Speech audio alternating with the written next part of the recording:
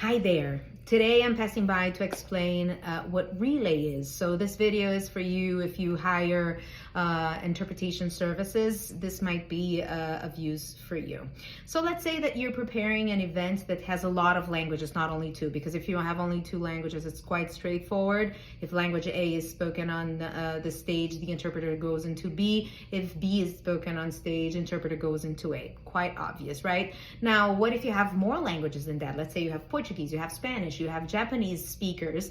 You can't expect for all the interpreters that are involved to have all of these languages in this combination. In the ideal world, that would be awesome, but that's not realistic. So for that, we use the relay, which is a system between the booths so that the interpreters can get the job done, even though the language that is being spoken on stage is not a language that they have in their combo.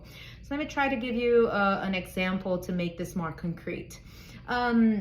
So let's say that we're doing a Spanish, Portuguese, and English event.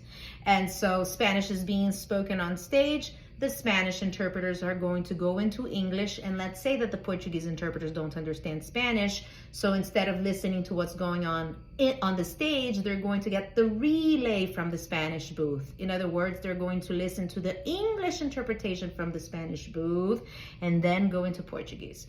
Same thing, if Portuguese is spoken, the Portuguese booth is going to interpret that into English, and the Spanish booth, if they don't speak Portuguese, they're going to get the interpretation from the Portuguese booth in English so that they then can go into Spanish. Is that the ideal world? Definitely not, because it's the interpretation of the interpretation. It causes a little bit more of delay.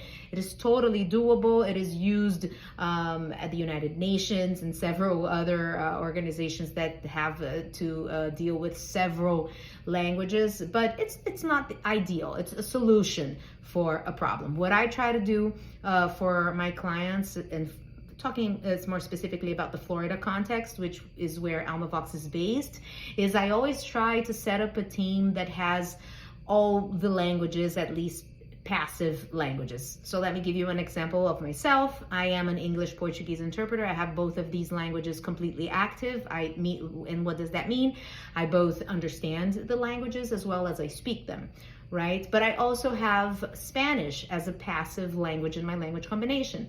So if somebody speaks Spanish on stage, I'm totally capable of understanding that Spanish and rendering my interpretation into Portuguese without needing the relay. So that's something that I try to do for my clients whenever possible, and especially in the Florida context, as I've said several times, is to, when these three languages are needed, I try to set up a team that has all of these languages in their combination. Not always is it possible, and if you come in with a language that is less usual in the Florida market, let's say Japanese, Korean, or something like that, then you really can't escape from relay, because it's what are the odds that the Portuguese interpreters and the Spanish interpreters will also have Korean in their combination, right? So that is what relay is for. That's how it works. So yeah, I hope that this was useful. If you still have any questions, please feel free to write them in the comments, and see you next time.